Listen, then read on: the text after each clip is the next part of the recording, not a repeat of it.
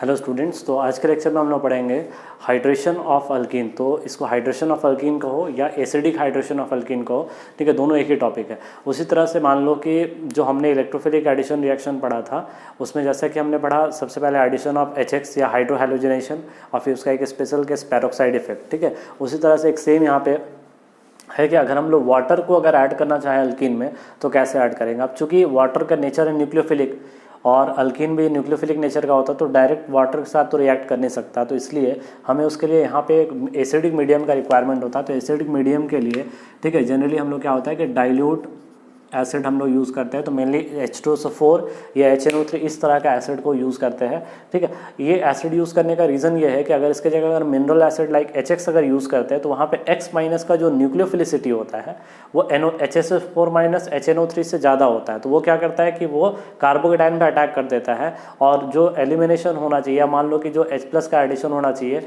तो कहीं ना कहीं अल्कोहल के साथ कुछ कुछ हमें अल्काइल हैलाइड भी वहाँ पे प्रोडक्ट मिल सकता है। इसलिए हम ये बोलते हैं कि जो हमारा यहाँ पे एसिड होना चाहिए वो acid mainly acidic medium provide करने के लिए डाइल्यूट H2SO4, डाइल्यूट HNO3 इस तरह के एसिड को यूज़ करते हैं। अब जैसे मैकेनिज्म देखते हैं, सबसे पहला स्टेप में क्या होता है कि H+ पे अटैक होगा तो ये आपका अल्कीन H+ पे अटैक करेगा। सेम अभी भी वही मैकेनिज्म फॉलो करेंगे। अटैक इस तरीके से होगा कि स्टेबल कार्बोकेटाइन बने, तो स्टेबल कार्बोकेटाइन बन गया, ये हमारा RDS हो गया, यही स्लो स्टेप है। अब चूंकि यहाँ पे कार्बोकेटाइन जो बना वो क्लासिकल नेचर का है तो उसका रीअरेंजमेंट भी पॉसिबल है, ठीक है। तो अगर इसका रीअरेंजमेंट अगर होना होगा तो रीअरेंजमेंट करा देंगे। चूंकि यहाँ पे स्टेबल था तो डायरेक्ट वाटर का अटैक करा दिया, वाटर का अटैक कराया यहाँ पे तो OH2 प्लस आ गया, ऑक्सीजन पे प्लस आ गया, मतलब लेस स्टेबल। तो तुरंत क्या करेगा, यहाँ से अपने H+ को रिलीज कर देगा। H+ को रिलीज करने के बाद फाइनली तुम्हारा क्या बन गया, यहाँ पे अल्कोहल बन गया। अब देखो, अगर मान लेते HX लेते तो जो कार्बोकेटाइन दिख रहा है इस कार्बोकेटाइन पे H2O का अटैक तो होता ही, साथ ही X माइनस का भी अटैक हो जाता, तो इसलिए हमें कुछ अल्काइल हैलाइड भी साथ में मिलता। इसलिए हम HX को यूज़ नहीं करते, H2SO4 HNO3 इस तरह के एसिड को यूज़ करते हैं। तो ये पॉइंट तो आप समझ में आ गई होगी बात कि क्लासिकल कार्बोकेटाइन फॉर्म हो रहा है इसलिए उसका रीअरेंजमेंट पॉसिबल है। अगला, चूंकि यहाँ पे RDS जो है, RDS अगर हम देखेंगे तो RDS हमारा ये वाला स्टेप है। तो चूंकि ये स्टेप हमारा RDS है इसलिए हम ये बोल रहे हैं कि RDS पे H+ पे डिपेंड कर रहा है और अल्कीन पे डिपेंड कर रहा है। तो दोनों का हमने यहाँ पे रेट लिख दिया।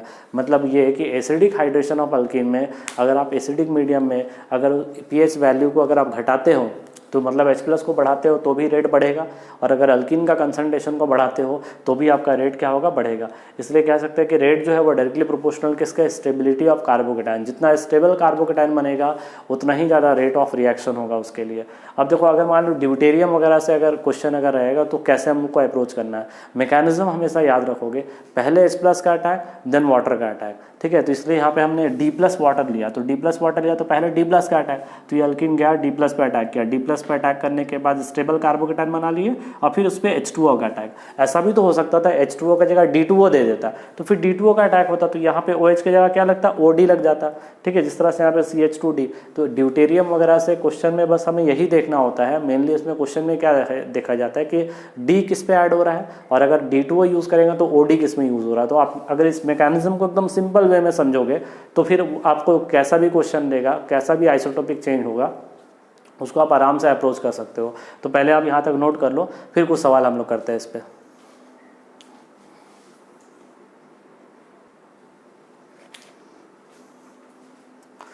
ठीक है, यहाँ कुछ सवाल करते हैं। ये इन सवाल को हम लोग यहाँ पे 1 2 4 एग्जाम्पल अभी करवा देता हूँ, बाकी सारे क्वेश्चंस को आप लोग अपने से एक बार ट्राई करोगे, ठीक है।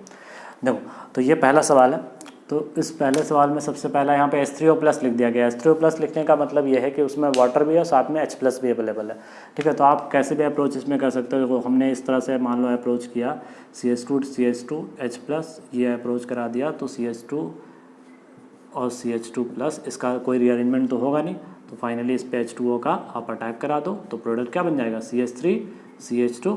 देखो, मैं वहाँ पर डायरेक्ट कर दे रहा हूँ, हालांकि बनेगा पहले OH2+ और फिर वहाँ से H+ रिलीज होगा तब वो बन जाएगा, ठीक है। उस स्टेप को मैंने वहाँ पर डायरेक्ट कर दिया। देखो, ये अगला क्वेश्चन है, इसमें D+ है D2 है, तो पहले किसका अटैक होता है, D+ का। तो CH3 CH double bond CH2, तो ये D+ पे अटैक किया तो क्या बन गया, CH3 CH+, और यहाँ पे तुम्हारा क्या बन जाएगा, CH2D। देखो, D के साथ ऐड हो गया, स्टेबल कार्बोकेटाइन बना लिया।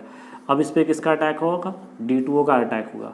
तो D2O का अटैक हो जाएगा किस पे, D2O का अटैक इस पे होगा, तो CH3 CH, इस पे OD2 आ गया और इस पे प्लस चार्ज और CH2D। अब उसके बाद यहाँ से क्या करोगे आप, D प्लस को रिलीज़ कर दोगे तो बन जाएगा CH3 CHOD CH2D।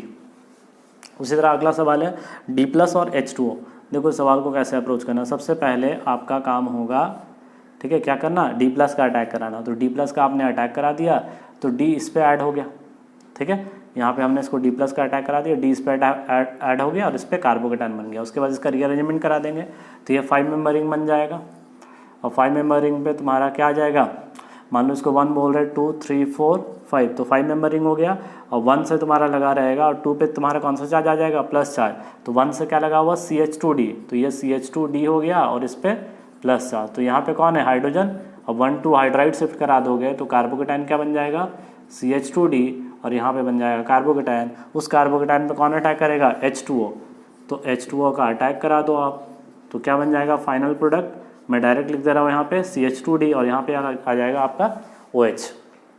सेम ये सवाल को देखो, इसमें सबसे पहले तो ये अटैक करेगा, तो ये अटैक कर गया, यहाँ पे H जुड़ गया, इस पे कार्बोकेटाइन। 4 मेंबर रिंग पे प्लस चार्ज, तो रिंग कॉन्ट्रैक्शन होगा, तो रिंग कॉन्ट्रैक्शन हो गया तो कार्बोकेटाइन ये बन गया, साइक्लोप्रोपाइल मिथाइल कार्बोकेटाइन। उसके बाद वाटर का अटैक करा दो तो क्या बन जाएगा, COH। तो ये आपका फाइनल प्रोडक्ट बन गया, ठीक है। इसी तरीके से जहाँ पे आपको कार्बोकेटाइन का रीअरेंजमेंट का रिक्वायरमेंट होगा वहाँ रीअरेंज करोगे, देन उसके बाद फाइनल प्रोडक्ट बनाओगे, ठीक है। तो आप यहाँ तक नोट करो। उसके बाद फिर हम लोग अल्काइन के बाद, अल्काइन में कैसे इसका एडिशन होगा उसके बारे में बात करेंगे, पहले यहाँ तक नोट करो।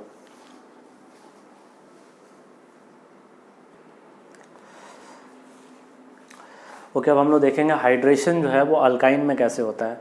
तो अभी जैसे कि हमने अल्कीन में जो रिएजेंट यूज़ किया था H+ in presence of water, तो यहाँ पे रिएक्शन जो होता है अल्काइन के साथ जनरली H+ और वाटर के साथ रिएक्शन स्लो होता है। तो उस रिएक्शन को फास्ट करने के लिए, या कह सकते हैं कि फॉरवर्ड डायरेक्शन में ज़्यादा शिफ्ट कराने के लिए हम लोग मर्क्यूरिक सल्फेट यूज़ करते हैं, लाइक HgSO4 जिससे हम कह सकते हैं। तो HgSO4 के प्रेजेंस में हम ये रिएक्शन को प्रोसीड कराते हैं। और मैकेनिज्म अभी भी वही है कि पहले H+ का अटैक कराना है, स्टेबल कार्बोकेटाइन बनाना है, देन उसके बाद वाटर का अटैक कराना है। तो बस आपको रिएजेंट की पहचान होनी चाहिए कि Hg2+ यहाँ पे यूज़ हो रहा है, ठीक है। कभी कभी आपको शॉर्ट में Hg2+ in presence of H+ लिखा रहेगा, ठीक है, जो एक्चुअली में तुम्हारा क्या है HgSO4 एंड H2SO4, और साथ में एक्वस मीडियम तो है ही, मतलब वाटर कैपेबिलिटी यहाँ पर भी है। तो देखो सबसे पहले देखो रिएक्शन में हमारा जो मेन प्रोडक्ट है वो कीटोन बनता है।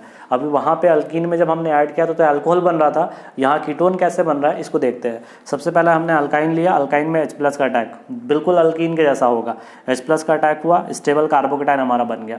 स्टेबल कार्बोकेटाइन पे कौन अटैक करेगा, वाटर अटैक किया, वाटर अटैक कर लिया, क्या बन गया OH2+। यहाँ से H+ को रिलीज़ कर दिया हमने, रिलीज़ हो गया।